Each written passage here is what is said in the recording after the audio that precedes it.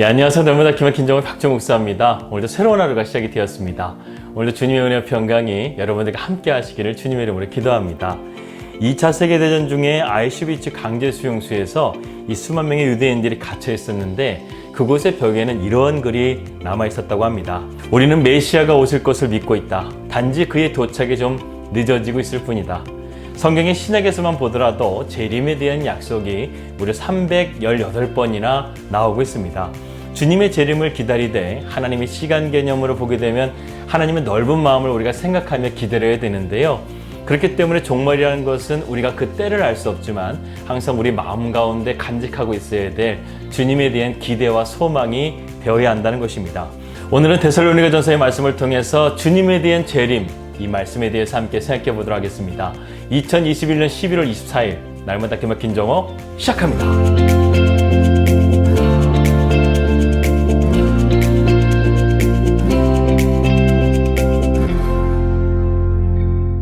말씀 들어가도록 하겠습니다. 이 재림이라는 것은 성경에서 가장 난해하고 무거운 주제이기도 하죠. 또 조심스러운 것은 오늘날 이단들이 이것을 가지고 하도 요란법석을 떠드는 바람에 우리는 재림에 대해서 말하는 것이 매우 조심스럽고 또한 교회에서도 1년에 한두 번 정도 설교하고 지나갈 정도로 잘 설교하지 않는 주제이기도 합니다.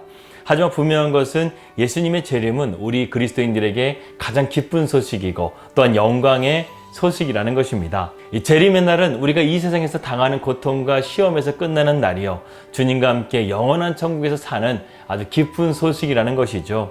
여러분은 어떠신가요? 재림에 대한 소망과 기대가 얼마만큼 여러분들은 가지고 있습니까? 당시 데살로니가 교회는 엄청난 박해와 핍박을 받고 있었습니다. 그런 가운데서 그들이 굳건하게 붙들고 있었던 것이 무엇이냐면 바로 주님에 대한 재림 신앙이었다는 거예요.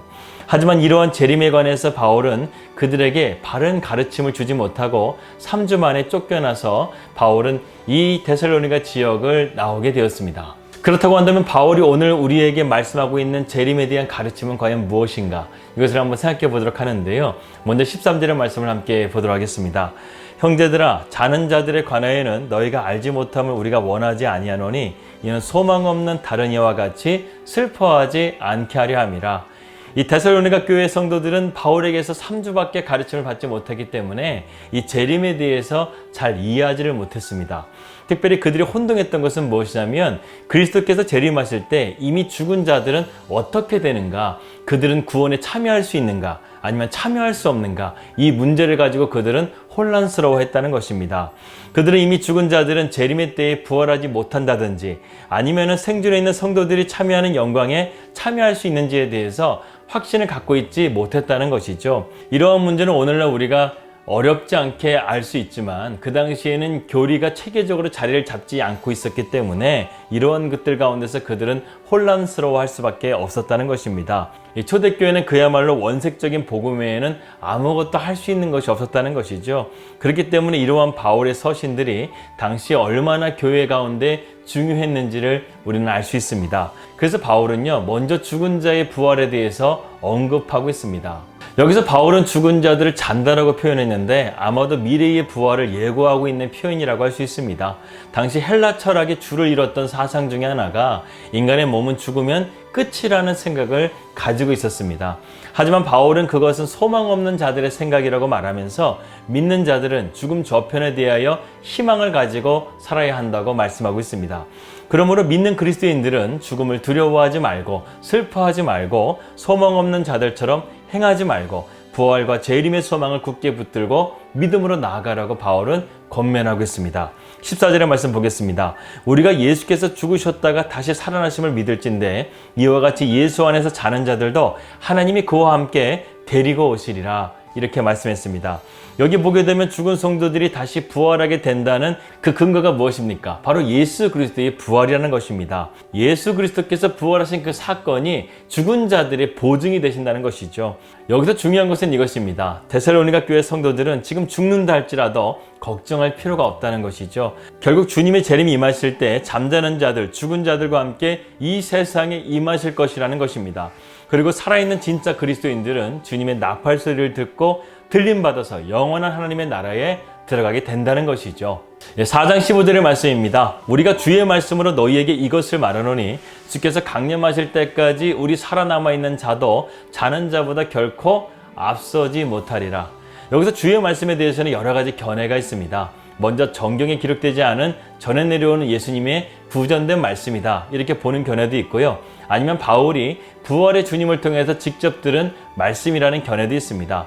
하지만 전자는 바울의 근거가 미약한 말씀을 데살로니가 교회 성도들에게 가르칠 수 없기 때문에 아마도 부활의 주님을 통해서 바울이 깨달은 그 부활에 대한 말씀을 전하고 있는 것이라고 보는 것이 타당하다고 생각이 듭니다.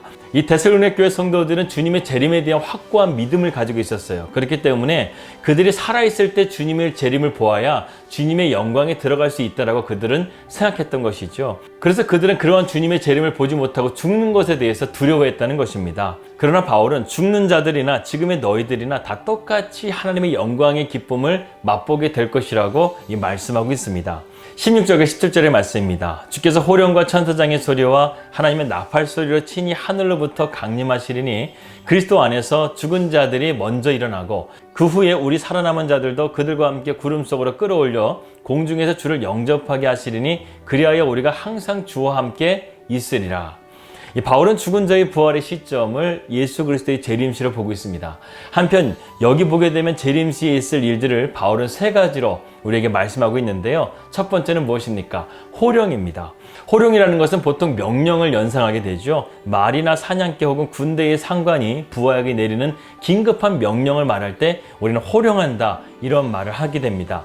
이 재림시에 주님이 어떤 호령을 내리시는지는 알 수 없지만 아마도 주님께서는 먼저 죽은 자들을 깨우시기 위해서 호령하시는 것이 아닐까 하는 생각이 듭니다.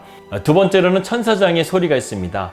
호령과 마찬가지로 이것도 청각적인 것과 관련이 있습니다. 여기서 천사들의 대표하는 천사장의 소리가 그리스도의 영광 가운데서 임하게 된다는 것이죠. 세 번째는 나팔 소리입니다. 이 나팔 소리는 하나님의 나팔 소리를 의미하는데 하나님이 직접 부르신 것은 아니고요. 아마도 천사 중에 누군가가 이 나팔을 불렀을 것으로 보여집니다. 구약 시대의 나팔이라는 것은 이 전쟁에 나갈 때 나팔을 부른 것을 우리가 볼 수 있죠. 재림시에 불려지는 나팔도요, 사단에 대한 승리의 선포인과 동시에 호령과 함께 죽은 자들을 깨우며 백성들을 영광과 생명으로 주님께서 부르시는 어떠한 역할을 의미하는 것으로 우리는 볼 수 있습니다. 이처럼 호령과 천사장의 소리와 나팔 소리와 함께 그리스도의 재림은 이 땅 가운데 분명하게 임할 것이라는 것을 바울은 데살로니가 교회 성도들에게 지금 말씀해 주고 있는 것이죠. 또한 그리스도의 재림 시에는 죽은 자들이 먼저 부활하고 이에 참여하게 된다는 것 또한 바울은 말씀해 주고 있습니다. 이것은 그리스도를 믿는 자가 장차 어떻게 되는지에 대한 의문을 가졌던 데살로니가 교회 성도들에게 고대하던 대답이었을 것입니다. 즉 믿다가 죽은 자들에 대한 그들의 견해가 여러 가지 오해의 소지를 가지고 있었는데 바울은 지금 분명한 대답을 그들에게 해준 것이죠. 그렇습니다, 여러분. 죽은 자나 산 자나 모두 동일하게 주님의 재림을 맞이하여서 그의 영광의 기쁨에 참여하게 된다는 것입니다. 17절의 말씀을 다시 한번 보도록 하겠습니다. 그 후에 우리가 살아남은 자들도 그들과 함께 구름 속으로 끌어올려 공중에서 주를 영접하게 하시리니 그리하여 우리가 항상 주와 함께 있으리라.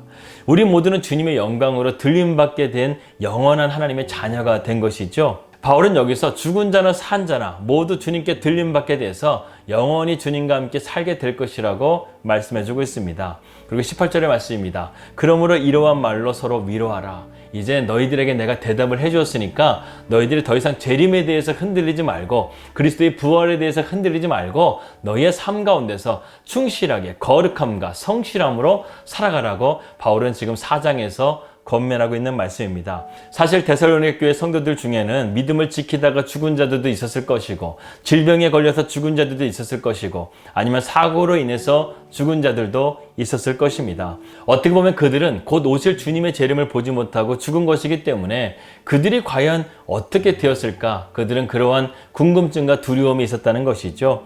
그리고 헬라권에서는 죽으면 그것이 끝이라는 사고방식 때문에 그들은 더욱더 그들의 죽음에 대해서 불안해했을 것입니다. 그러나 바울은 그렇지 않다고 말하면서 산자나 죽은 자나 모두 그리스도의 영광의 재림에 참여하게 될 것이고 그와 함께 주님과 함께 영원한 나라에서 함께 살 것이라는 확실한 말씀을 해주게 된 것이죠. 여러분, 이것이 오늘날에도 우리에게 얼마나 큰 위로가 되는지 모르겠습니다. 사실 데살로니가 전서는 바울이 가장 첫 번째로 쓴 서신이고 AD 51년경에 쓴 서신이기 때문에 그 당시에는 그리스도의 재림이 곧 올 것이라는 그런 믿음을 확고하게 가지고 있었습니다. 하지만 임박한 종말이 오지 않게 되고 AD 70년에는 로마의 장군 타이투스에 의해서 예루살렘이 초토화하게 되고 유대인 대학살과 동시에 기독교에 대한 엄청난 박해가 계속되면서 그리스도의 재림에 대한 새로운 깨달음을 얻게 되고 종말론이 새로운 전환기를 맞게 되었습니다. 이것은 나중에 좀 더 다루도록 하겠습니다. 사랑하는 여러분, 우리에게 진정한 소망이라는 것은 과연 무엇일까요? 맞습니다. 바로 그리스도의 재림에 있습니다. 그때가 우리는 언제인지는 몰라요. 예수님도 모르신다고 했습니다. 오직 하늘에 계신 하나님 아버지만 알고 계시고 또한 그러한 때가 이르게 되게 되면 세상에 많은 징조들이 있을 것이라고 주님께서는 말씀해 주셨습니다. 그런데 바울은 더 나아가서 그날에 있을 일들을 우리에게 말해주고 있습니다. 먼저는 하늘에서 호령과 천사장과 나팔 소리가 들리게 되고 죽은 자들이 일어나서 들림을 받게 되고 그리고 믿는 그리스도인들이 들림을 받아서 영원한 하나님의 나라에 주님과 영원토록 살게 될 것이라고 말씀해주고 있습니다. 우리에게 진정한 소망은 바로 이것이라는 것이죠. 그래서 바울은 이 소망을 붙들고 서로를 격려하면서 이것을 전하면서 위로하라고 말씀하고 있는 것입니다.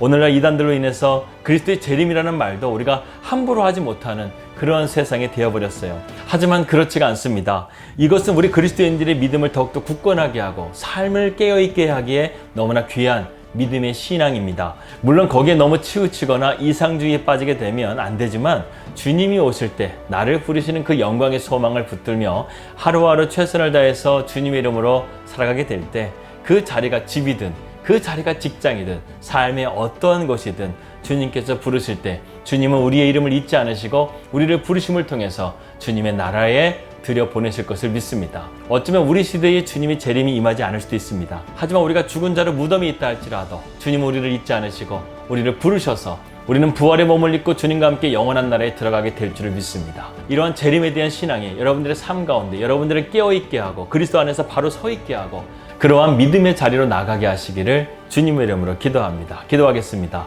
하나님 아버지 감사합니다. 오늘 우리가 재림 신앙에 대해서 함께 나누었습니다. 이단들로 인해서 우리 안에 그런 재림에 대한 신앙이 너무나 약해져 있습니다.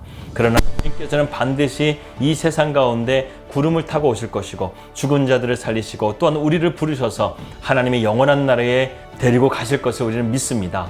우리가 이러한 믿음을 가지고 오늘 우리가 삶 가운데서 어디서든지 주님과 함께 동행함을 통해서 우리가 주님 안에서 깨어있게 하시고 주님 안에 바로 서 있게 함을 통해서 주님께서 언제든지 부르실 때 주님 내가 여기 있습니다 고백하며 주님의 나라에 들어갈 수 있는 그런 믿음의 삶이 될 수 있도록 인도하여 주시옵소서. 예수님의 이름으로 기도하였습니다. 아멘. 평안 하루 되시고요. 저는 내일 뵙도록 하겠습니다. 우리 믿음으로 승리합시다. 할렐루야.